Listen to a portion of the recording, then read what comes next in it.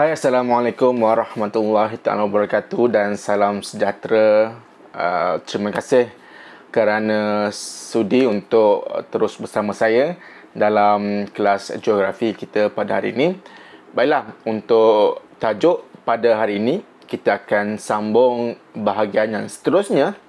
Tajuk geografi tingkatan 3 iaitu tajuk bab 10 mengenai sumber hutan, di mana kita akan belajar sama-sama berkaitan dengan tajuk 10.3 usaha pemeliharaan dan pemuliharaan sumber hutan di Malaysia.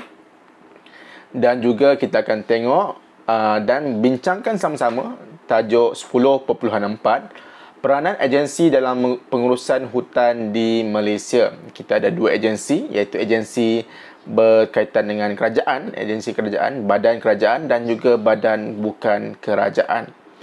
Okey, sedikit ulang kaji tajuk yang kita telah pun belajar pada video sebelum ini, di mana pada tajuk yang sebelum ini kamu belajar mengenai sumber hutan. Okey, kita tahu apakah itu sumber hutan di Malaysia. Okey, kita mempunyai iklim khatulistiwa yang menggalakkan pertumbuhan hutan di Malaysia, dan juga kita mempunyai keluasan hutan yang sangat luas, terutama sekali di negeri Sarawak dan juga di semenanjung Malaysia. Tak dilupakan negeri Sabah yang mempunyai hampir 4.49 juta hektar keluasan hutan di negeri Sabah. Selain itu, kita juga belajar tentang kepentingan pengurusan sumber hutan di Malaysia, di mana kita telah pun belajar mengenai 4 aspek penting untuk kita sama-sama menjaga dan menguruskan hutan dengan baik di Malaysia.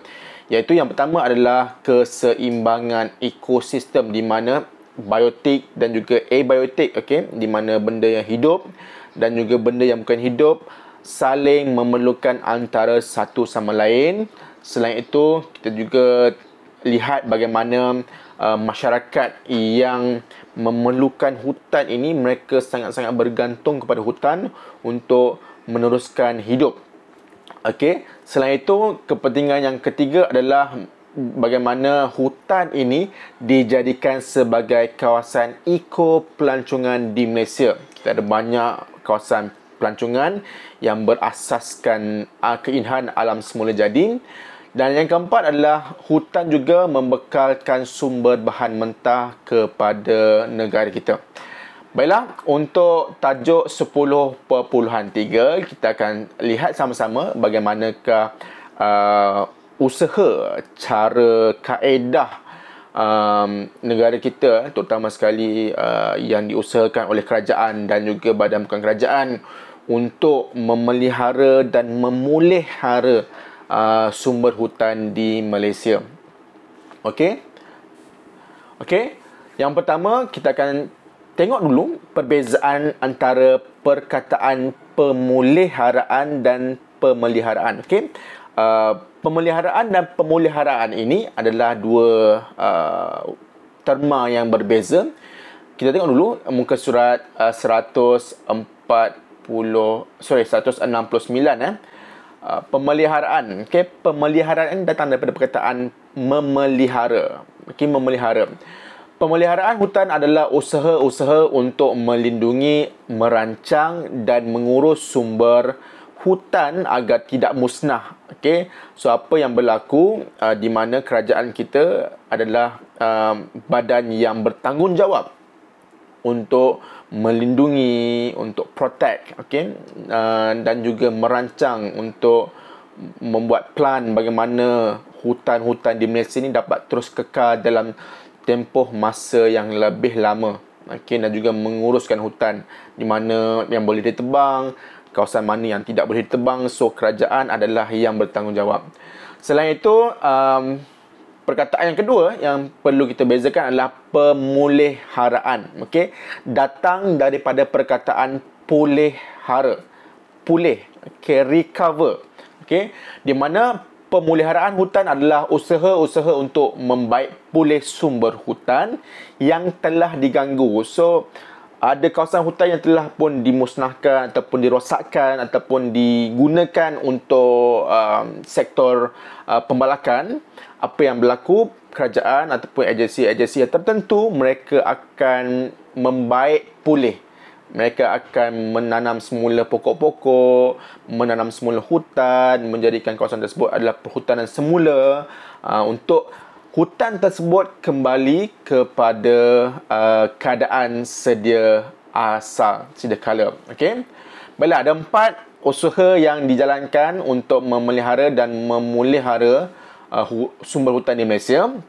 Okey, yang pertama adalah tapak Ramsar, yang kedua adalah geopark, yang ketiga adalah taman negara dan yang keempat adalah pembangunan lestari. Baiklah, kita akan tengok sama-sama satu demi satu. Okey, yang pertama, tapak Ramsar. Okey, apa itu tapak Ramsar? Okey, Ramsar, perkataan Ramsar ini adalah senarai tanah lembap yang dipersetujui melalui Konvensyen Tanah Lembap di Iran pada tahun 1971 untuk pemeliharaan tanah lembap serta sumber-sumbernya. So, apa yang boleh disimpulkan di sini? Okay, mungkin perkataan tanah lembap ini mungkin agak sedikit janggal lah di telinga kita. Tapi bila saya sebut wetlands, ini mungkin mendatangkan sedikit kesedaran. Oh, saya pernah dengar wetlands. Okay? So, wetlands ni adalah tapak Ramsar lah, di mana Malaysia kita ada banyak sangat kawasan wetlands yang dijadikan sebagai kawasan pelancongan di Malaysia. Okey. So, apa yang berlaku, kerajaan kita mewartakan ataupun menamakan kawasan tersebut sebagai tapak Ramsar untuk dijaga dan dipelihara supaya kawasan tersebut dan juga dia punya sumber-sumbernya seperti haiwan-haiwan, tumbuh-tumbuhan yang ada di kawasan tersebut dijaga dan dipelihara. Okey. Peranannya adalah untuk menjaga tanah lembap, khususnya hutan paya bakau yang mempunyai pelbagai jenis kehidupan. Okey. Alright, kita tengok di mana ada dua usaha tadi. Yang pertama adalah pemeliharaan. Tapak Ramsar dijadikan sebagai kawasan eko pelancongan di Malaysia. Okey, untuk pelancong datang melancong dan melihat, menikmati keindahan alam yang ada di kawasan tersebut. Okey, keindahan alam semula jadi dan landscape indah flora dan faunanya menjadi daya tarikan kepada pelancong. Okey, tapak Ramsar dipelihara sebagai salah sebuah destinasi pelancongan supaya tidak digunakan untuk aktiviti pembangunan. Jadi, boleh dikatakan di sini di mana tapak Ramsar ini tidak akan dibangunkan sebagai kawasan perindustrian, pembangunan, tidak dijadikan sebagai kawasan pusat membeli belah dan sebagainya. Dia akan dijaga seperti apa yang ada di kawasan tersebut sekarang. Tidak akan dibangunkan. Okey, mungkin akan dibangunkan kawasan-kawasan seperti resort, okey, untuk kemudahan pelancong, tetapi tidak untuk kegiatan-kegiatan yang lain. Pemeliharaan memelihara kawasan tanah lembap serta kepelbagaian biologi hutan paya bakau di negara. Okey, Jabatan Perhutanan berperanan mengawal pengeluaran hutan bakau, terutamanya bagi industri kayu arang untuk keseimbangan ekosistem. Okey, Jabatan Perhutanan, mereka adalah yang bertanggungjawab untuk membenarkan ataupun tidak membenarkan kawasan tersebut diteroka ataupun dimusnahkan ataupun dijadikan sebagai tapak untuk diambil kayu untuk jadikan sebagai kayu arang. Okey, mereka adalah yang bertanggungjawab. Okey. Contoh tapak Ramsar di Malaysia adalah Tasik Bera Pahang, Pulau Kukup, Tanjung Piai dan juga Sungai Pulai di Johor. Johor ada banyak Okey. Kita tahu Johor ni dia lebih dikelilingi oleh kawasan air. Alright. Kuching Wetlands National Park Sarawak dan juga Lower Kinabatangan Segama Wetlands Sabah. Okey, dan di Semenanjung juga kita ada banyak kawasan wetlands. Okey. So, saya harap anda semua boleh faham. Baiklah, kita akan pergi ke usaha yang kedua, iaitu geopark. Okay, geopark. Geopark merujuk sesuatu kawasan yang terdapat tapak warisan geologi yang boleh digunakan oleh semua pihak untuk tujuan pemeliharaan, pendidikan dan juga pembangunan lestari. Okay. Tapak Ramsar hanya untuk tanah lembap. Tapi geopark ni lebih kepada kawasan yang lebih luas yang ada tapak warisan geologi. Okey, mungkin pihak UNESCO dia datang ke tempat tersebut, dia membuat penyelidikan dan mendapati bahawa kawasan tersebut ini mempunyai tapak warisan yang sangat banyak. Okey, ada kehidupan flora dan fauna yang sangat pelbagai. Jadi mereka wartakan untuk kawasan tersebut adalah sebagai kawasan geopark dan tidak boleh dibangunkan untuk pembangunan dan sebagainya. Okey. Geopark berperanan mementingkan pembangunan sesebuah kawasan secara lestari. Okey, secara lestari, secara hijau, tidak boleh dibangunkan dengan bangunan yang tertentu dan sebagainya. Elemen pembangunan ini dalam konsep geopark merangkumi pemeliharaan alam semula jadi. Bermaksud, jika nak bangunkan apa-apa pembangunan di sana, mestilah berasaskan ataupun berdasarkan kepada pembangunan pemeliharaan alam semula jadi. Okey, jadi mereka nak bangunkan pusat memilih belah tak boleh lah. Okey, nak bangunkan sekolah ke, nak buat hospital, nak buat jalan raya ke, nak buat airport ke, di sana tidak dibenarkan sama sekali. Okey, pemeliharaan memelihara dengan menjadikan sebagai pusat eco-pelancongan. Okey, dijaga sebagai untuk kawasan eco-pelancongan. Pemeliharaan biologi, geologi dan juga budaya. Okey, dia akan jaga apa kehidupan yang ada di tempat tersebut supaya tidak dicemarkanlah. Pemeliharaan bersepadu antara warisan budaya dengan alam semula jadi dan juga penggunaan sumber warisan secara lestari tanpa memusnahkannya. Okey, boleh dibangunkan kawasan pelancongan tapi tidak boleh dimusnahkan untuk kita bina apa-apa pembangunan yang terlalu banyak di kawasan tersebut. Okey. Baiklah, kita pergi ke yang ketiga, iaitu usaha yang ketiga, taman negara. Okey. So kena pastikan kamu faham perbezaan antara taman negara dan juga geopark dan juga tapak Ramsar serta pembangunan lestari.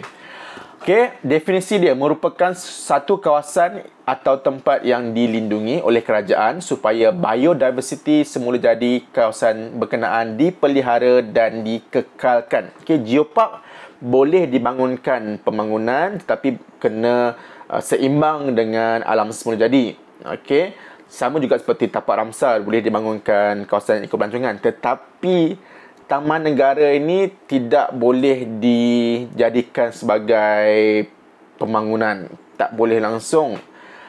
Kena kekal originalitinya 100% apa yang ada di kawasan tersebut. Tidak boleh dimusnahkan. Itu perbezaan dia. Okey.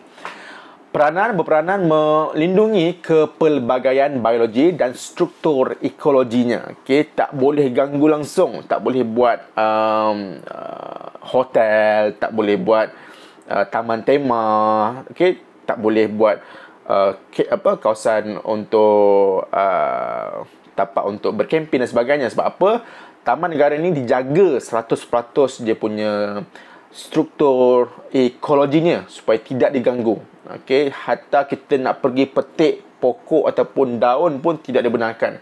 Nak tangkap ikan pun tidak dibenarkan. Apatah lagi nak memburu di kawasan taman negara juga tidak dibenarkan. Okey, adalah untuk tujuan menyokong ekosistem, mempromosikan pendidikan dan juga rekreasi. Boleh rekreasi, boleh bersantai bersama keluarga, tetapi tidak boleh memusnahkan kawasan tersebut.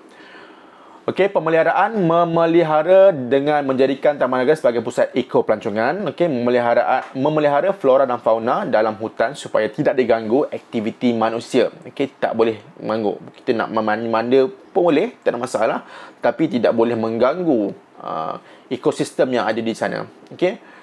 Pemeliharaan Jabatan Perlindungan Hidupan Liar dan Taman Negara Semenanjung Malaysia iaitu Perhilitan telah membaik pulih hidupan liar dan juga hutan.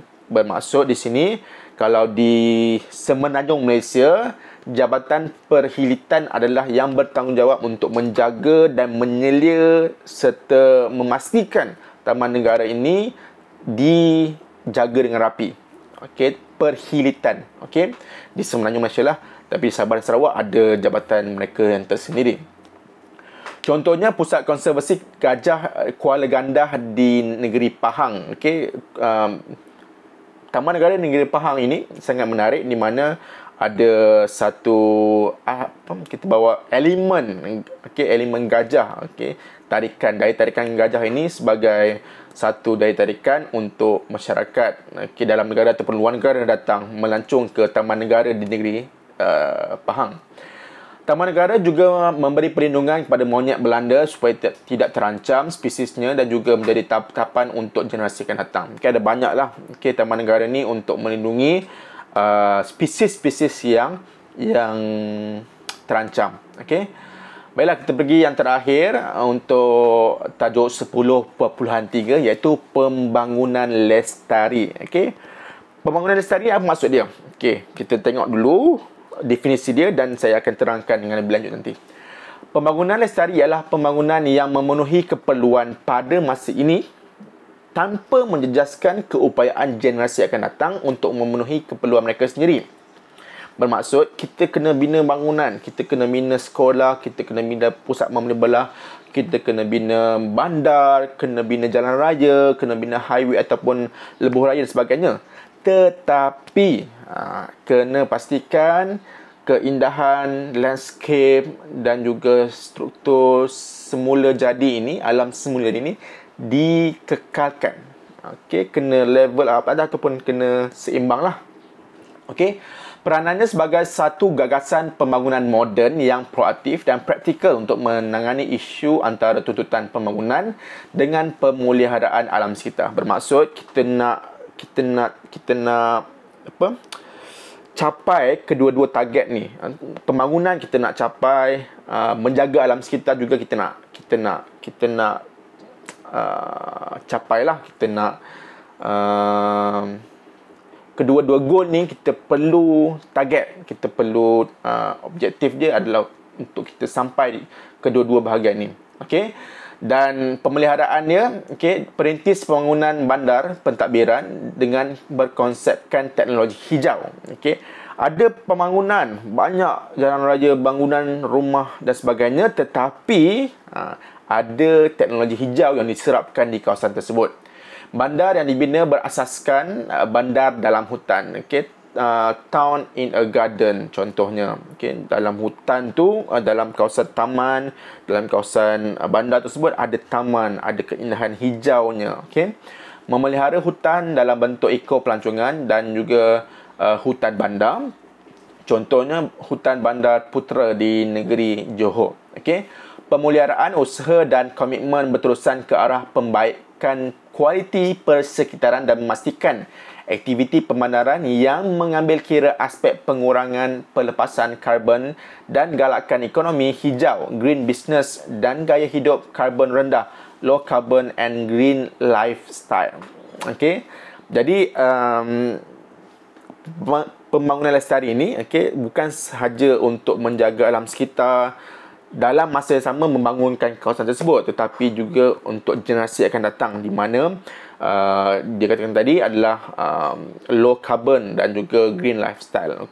Bukan hanya pembangunan saja, tetapi masyarakat yang tinggal di kawasan tersebut perlu juga menjalankan ataupun melaksanakan kaedah ataupun mengamalkan kaedah kehidupan berasaskan hijau ini, ataupun menjaga alam sekitar lah, dengan bahasa yang mudahnya.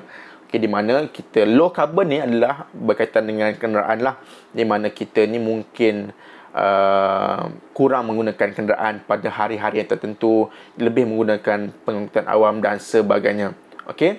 Mewujudkan Taman Etnobotani Putrajaya yang bertindak sebagai pusat domestik dan pemeliharaan ex situ tumbuh-tumbuhan, ubatan dan juga beraroma. Ex situ, apa maksud ex situ? Ex situ adalah program pengurusan sumber genetik tumbuhan di luar kawasan asal seperti ladang, taman botani dan juga taman pertanian. Dia bawa contoh kawasan tersebut tak ada tumbuh-tumbuhan tersebut. Tetapi dia ambil daripada kawasan luar dan bawa dan tanam di kawasan tersebut untuk dijadikan sebagai kawasan hutan yang barulah. Contohnya adalah Putrajaya dan juga Institut Pendidikan Perhutanan Malaysia FRIN. Alright. Baiklah, kita akan sambung tajuk yang seterusnya, iaitu tajuk 10.4, Peranan agensi dalam pengurusan hutan di Malaysia. Okey. Seperti yang kita sedia maklum, di mana untuk menguruskan hutan ni bukanlah mudah. Okey. Kita perlukan badan-badan tertentu, masyarakat terutamanya, untuk memastikan hutan ini dapat diurus dengan betul dan telus serta dapat dijaga dengan baik. Okey, ada dua agensi yang terlibat di sini. Okey, dibahagikan kepada dua. Yang pertama adalah badan kerajaan dan yang kedua adalah badan bukan kerajaan. Okey, saya harapkan agar anda semua bersedia untuk melihat logo, nama-nama singkatan nama bagi agensi-agensi ini, dan juga saya akan sharekan juga nanti gambar-gambar berkaitan dengan aktiviti yang dijalankan oleh agensi-agensi tersebut. Okey, kita akan pergi yang pertama, iaitu badan kerajaan. Yang pertama adalah Jabatan Alam Sekitar, JAS. Okey. So, apa tanggungjawab dia? Okey, JAS adalah badan yang bertanggungjawab merancang, menyelaras dan memantau pelaksanaan dasar serta strategi berkaitan biodiversiti dan perhutanan melalui dua cara. Yang pertama, pengurusan hutan secara berkekalan dan penyelidikan dan pembangunan hutan. Okey, JAS ni adalah jabatan kerajaan. Okey, jika ada mana-mana pihak ingin membangunkan kawasan-kawasan tertentu, okey, JAS ni adalah antara yang memainkan peranan untuk memeriksa, menyelidik, memastikan kawasan tersebut dibenarkan untuk dibangunkan dan juga sesuai untuk pembangunan dan sebagainya. Okey, so Jabatan Alam Sekitar ni banyaklah menjalankan kita panggil spot check. Ini bahasa mudah lah, spot check, pemeriksaan untuk memastikan alam sekitar kita dapat dijaga. Dan jika ada apa-apa kemalangan berkaitan dengan pencemaran dan sebagainya, Jabatan Alam Sekitar juga antara badan yang terkehadapan untuk memeriksa dan memastikan pencemaran tersebut dapat dikawal dengan baik. Yang kedua adalah Sabah Forestry Department. Okey, ini juga adalah badan kerajaan, tetapi berperanan untuk menjaga perhutanan di Sabah lah. Okey, bertanggungjawab dalam memberi perlindungan dan pemeliharaan reserve hutan berdasarkan konsep pengurusan hutan lestari SFM. Okey, merupakan penjaga kepada kira-kira 49.1% daripada jumlah keluasan tanah di negeri ini pada tahun 2013. Bermaksud Sabah Forestry Department ni mereka adalah yang menjadi tunjang hadapan, okay, the main role untuk menjaga hutan di negeri Sabah. Alright. Yang ketiga adalah Sarawak Forestry Corporation, okay, di mana mereka melaksanakan pengurusan hasil hutan, kawasan terlindung sepenuhnya, pemeliharaan hidupan liar, kawalan penuaian dan penguatkuasaan terhadap pematuhan serta penyelidikan dan pembangunan perhutanan di negeri Sarawak. Okey, ada banyak tanggungjawab dia.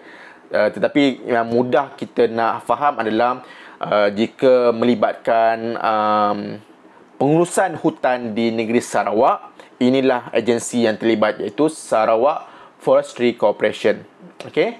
Yang keempat, Jabatan Perlindungan Hidupan Liar dan juga Taman Negara, iaitu Perhilitan. Okey, singkatannya adalah Perhilitan. Berperanan mengekalkan integriti kawasan perlindungan bagi faedah pendidikan, ekonomi, estetika, rekreasi dan juga fungsi ekologi. Okey. Integriti. Perkataan integriti ni sangat-sangat berat sebenarnya. Okey, di mana kita perlu mereka ni adalah menjalankan amanah untuk menjaga kawasan-kawasan hutan di Malaysia, dan jika ada pencerobohan, okay, ada orang menceroboh hutan, memburu hidupan liar yang semakin pupus, yang dijaga ataupun yang diwartakan sebagai spesies terancam ini, so Jabatan Perhilitan ini adalah antara agensi yang paling cepat untuk menangkap golongan-golongan ini untuk dihadapkan di mahkamah ataupun dijatuhkan hukuman. Okey, jatuhkan hukuman mahkamah lah. Tetapi mereka ni adalah agensi yang bertanggungjawab untuk memeriksa, okey, menjaga kawasan tersebut untuk tidak diceroboh dan juga hidupan liar tidak diburu secara berleluasa lah. Meningkatkan pengetahuan, kesedaran dan pelibatan masyarakat mengenai keperluan dan kepentingan konservasi. biodiversity. Okey, mereka juga menjalankan kerja-kerja on the ground lah. Okey, kerja-kerja di kawasan dasar, di mana mereka pergi berkempen, memberi kesedaran kepada orang ramai tentang kepentingan untuk menjaga hutan dan juga hidupan liar. Okey, yang kelima adalah Institut Penyelidikan Perhutanan, iaitu FRIM. Okey, FRIM ni adalah bahasa Inggeris lah, FRIM, Forest Research Institute Malaysia. Berperanan menjana pengetahuan dan membangunkan teknologi yang bersesuaian untuk pemeliharaan, pengurusan, pembangunan dan juga penggunaan sumber-sumber hutan serta meningkatkan kesedaran terhadap peranan alam sekitar dan juga pemeliharaan hutan. Okey, di sini berbeza dengan Jabatan Penelitian tadi. FRIM ni adalah untuk menjaga hutan, membuat penyelidikan, membuat research. Okey, dan nama pun Pusat Institut Penyelidikan. So mereka ni lah akan membuat research, membuat kajian, membuat penyelidikan untuk memastikan hutan di Malaysia ni dapat terus kekal seperti sedia kala ataupun kita improve, kita semakin membaik, pulih keadaan hutan di Malaysia supaya supaya masyarakat ataupun generasi akan datang dapat menikmati apa yang kita menikmati sekarang. Okey, tanpa melengahkan masa, kita akan pergi ke badan bukan kerajaan pula. Okey, ada 5 badan bukan kerajaan yang di-highlightkan ataupun yang ditekankan dalam buku teks. Tetapi ada berpuluh lagi badan bukan kerajaan yang lain yang terlibat sama untuk menjaga sumber hutan di Malaysia. Okey, tapi yang ini yang telah di-highlightkan lah. Kita akan pergi yang pertama, Sahabat Alam Malaysia, SAM. Mengadakan kempen untuk memastikan pembangunan dan juga pengurusan sumber semula jadi adalah secara lestari. Berperanan mendidik masyarakat umum mengenai keperluan pembangunan lestari. Kena faham yang pertama, badan bukan kerajaan ni mereka tidak ada authority, tidak ada kuasa untuk menangkap penceroboh ataupun pemburu haram. Mereka tidak ada kuasa. Mereka hanya boleh melaporkan dan juga mereka boleh memberi maklumat kepada agensi yang ada kuasa untuk membuat tangkapan lah. Dan Sahabat Alam Malaysia ni mereka lebih kepada pendidikan, memberi kesedaran, membuat kempen-kempen kepada masyarakat daripada generasi yang muda hingga generasi yang lebih tua untuk memastikan semua masyarakat kita berganding bahu untuk menjaga hutan di Malaysia. Yang kedua adalah Malaysian Nature Society, MNS, melindungi dan memelihara kepelbagaian biologis yang kaya secara berkesan, memberi kesedaran alam sekitar melalui pendidikan. Sama juga seperti SAM tadi, MNS juga memberi kempen-kempen kesedaran kepada masyarakat tentang kepentingan untuk memelihara alam sekitar. Dan kalau anda lihat dia punya simbol tu meletakkan seekor tapir, di mana tapir ni kita tahu adalah antara spesies yang terancam di Malaysia. Yang ketiga adalah TRAFFIC, The Wildlife Trade Monitoring Network. Berperanan untuk menguruskan perdagangan yang mampan, melibatkan tumbuh-tumbuhan dan haiwan liar tanpa merosakkan integriti sistem ekologi. Jadi TRAFFIC ni dia lebih kepada berperanan sebagai badan bebas lah untuk memantau proses ekonomi. Jika ada kerajaan contohnya ingin meneroka kawasan baru untuk sektor pembalakan, jadi TRAFFIC ni akan datang dan untuk menjadi agensi yang bebas untuk memantau supaya ada check and balance, supaya kerajaan ni tidaklah mengambil ataupun meneroka lebih luas daripada yang dibenarkan. Bukan kerajaan sajalah, sesiapa sajalah yang ingin meneroka, so TRAFFIC ni akan juga menjadi pemantau. Yang keempat adalah Global Environment Centre, GEC, menggalakkan perlindungan dan penggunaan lestari hutan serta tanah lembap. GEC ni lebih kepada hutan dan juga tanah lembap di Malaysia lah. Mereka menggalakkan perlindungan, membuat kempen-kempen, menjadi antara penasihat kepada kerajaan untuk memastikan tanah lembap di Malaysia ni dapat dijaga dengan baik. Dan yang terakhir adalah WWF, okey, World Wide Fund. Okey, di mana World Wide Fund ni adalah global ataupun ada di seluruh dunia. Setiap negara ada mereka punya kita panggil branch mereka lah, ataupun mereka punya persatuan di negara-negara tertentu. Okey, WWF berperanan menghentikan kemusnahan persekitaran alam sebelum jadi melalui beberapa kaedah, iaitu memelihara kepelbagaian biologi dunia, memastikan sumber sebelum jadi boleh diperbaharu dan digunakan secara lestari, dan juga menjalankan penyelidikan dan kempen kesedaran awam. Okey, mereka ni yang sangat-sangat aktif untuk mendapatkan menjana kebajikan hidupan-hidupan liar, terutama sekali menjana pendapat atau mengumpul sumbangan orang ramai untuk disalurkan kepada kebajikan hidupan liar ni di seluruh dunia. Okey, itu saja untuk tajuk bab 10 geografi tingkatan 3. Okey, di mana ini adalah tajuk kedua terakhir, dan kita akan sama-sama untuk membuat kuis sebentar lagi, di mana kuis ini adalah soalan berdasarkan tajuk yang kita bincangkan pada hari ini, dan kita akan jumpa lagi pada video yang seterusnya untuk kita membincangkan tajuk yang terakhir, geografi tingkatan 3, dan mungkin yang terakhir untuk kamu belajar sepanjang di sekolah menengah ini. Okey, itu saja untuk hari ini. Terima kasih, jumpa lagi. Assalamualaikum, bye bye.